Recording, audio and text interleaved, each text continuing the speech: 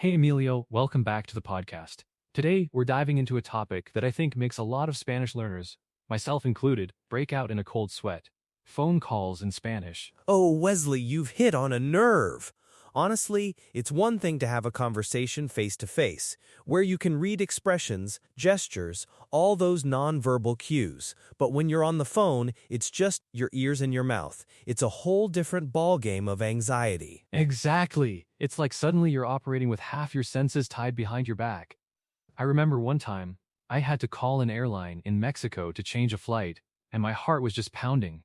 I felt like I'd forgotten every single Spanish word I knew. Been there, felt that. It's the ultimate test, isn't it? Because you're stripped of all the visual context that usually helps you piece things together. You can't see if they're frowning because they don't understand you or smiling because they do. You're just listening to sound waves. And the speed. Oh my goodness, the speed. It feels like native speakers suddenly double their speaking pace the moment you pick up the phone. Or maybe it's just the anxiety making it seem that way. Probably a bit of both, but it's definitely a common experience. That's why I think it's so important to have some solid strategies in place, not just to survive these calls, but to actually use them as opportunities to improve. It's all about breaking through that fear barrier, as we talk about on Learn Spanish Like I Did. Absolutely. Let's dig into some of those. For me, the first big strategy is preparation. Even if it's just a simple call to order food, I try to anticipate what I might need to say or hear. What are the common phrases? What information might they ask for? That's huge, Wesley. You know, on the website we emphasize the Spanish Fluency Roadmap, and part of that roadmap is anticipating conversational pathways. For a phone call, it's even more critical. If you're calling a bank, you know they're probably going to ask for your name, account number, maybe your date of birth. Having those specific phrases ready, even written down, can make all the difference. Oh, absolutely. I've definitely had little cheat sheets next to me. Just a few key phrases like, ¿Podría repetir, por favor? Or, no entiendo bien. Being prepared for those moments when you don't understand is just as important as preparing for what you do want to say. That's a fantastic point, because it's not about being perfect, right? It's about being able to navigate the conversation even when it's not smooth sailing.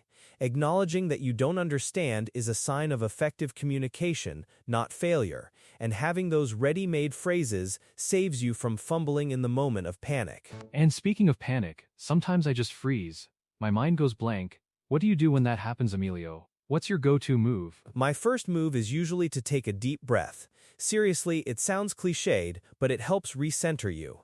Then, I might use a phrase like un momento, por favor, or espere un segundo. It buys you a precious couple of seconds to gather your thoughts. And then I try to simplify, break down what I'm trying to say into the most basic Spanish I can manage. That's smart. Sometimes we overcomplicate things. Trying to sound overly eloquent when I need help, or where is the exit, would suffice. Simplicity is key, especially when you're under pressure. Exactly. And remember, the person on the other end of the line, most of the time, wants to help you. They're not there to judge your Spanish. They're there to do their job, and part of that is communicating effectively. So give them a chance to help you by being clear, even if it's basic. That's a great reminder of empathy, really. What about active listening? Because without those visual cues, you really have to sharpen your listening skills, don't you? Oh, absolutely. Active listening is paramount on the phone. What I try to do is key in on keywords. Even if I don't catch every single word, I try to identify the nouns, verbs, and question words.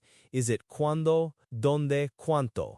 Is it about a reserva, a cuenta, a problema? So, you're looking for the anchors in the sentence, the things that give you the core meaning, and then you can infer the rest or ask for clarification on the specifics. Precisely, and don't be afraid to repeat what you think you heard back to them, to confirm.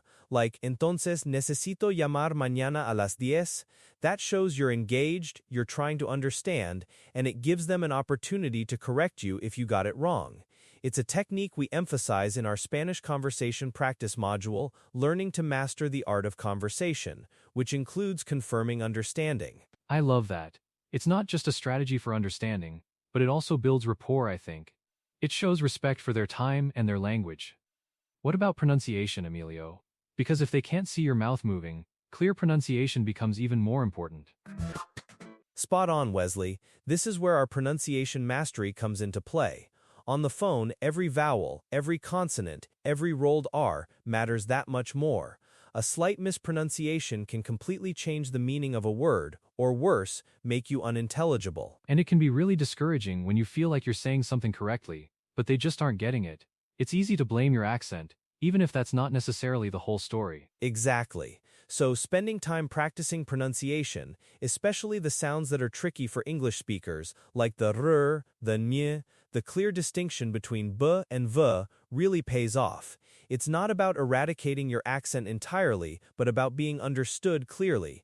You want to make sure your message is delivered without unnecessary friction. I also find that sometimes I speak too quickly when I'm nervous, even in English, and that's just a recipe for disaster in a foreign language on the phone. Consciously slowing down helps. Oh, 100%. It's a common anxiety response, but forcing yourself to slow down, to articulate each word, gives both you and the listener a better chance. It gives you time to think and them time to process. It's not a race. Yeah, it's not a race exactly. And it makes you sound more confident, even if you don't feel it. It's like a fake it till you make it approach for your vocal speed. Totally. And don't forget the cultural nuances too. Politeness is key. Using usted forms, por favor, gracias, disculpe, these aren't just polite, they're essential for smooth interactions, especially when you're asking for clarification or repeating things. That's a great point. It adds a layer of respect that can really grease the wheels of communication, especially when there might be misunderstandings. People are generally more patient if you're being polite and trying your best. Absolutely. It sets a positive tone. Another thing I've found incredibly helpful is to try and visualize the conversation. Before I even dial, I run through a potential script in my head. Who am I calling? What's the main purpose? What are 2 or 3 possible outcomes? It's like a mental rehearsal. I like that. It helps build a mental scaffolding for the conversation. And if you're really daring, you could even record yourself practicing it. Listen back and see where you stumble, where your pronunciation could be clearer. That's next level, Wesley, but so effective. And it touches on our Spanish phrasal verbs section on the website too, because understanding common phrasal verbs makes you sound more natural and helps you grasp what the other person is saying. It's not just about isolated words. For sure. It's those little idiomatic expressions that can really throw you off if you're only translating word for word.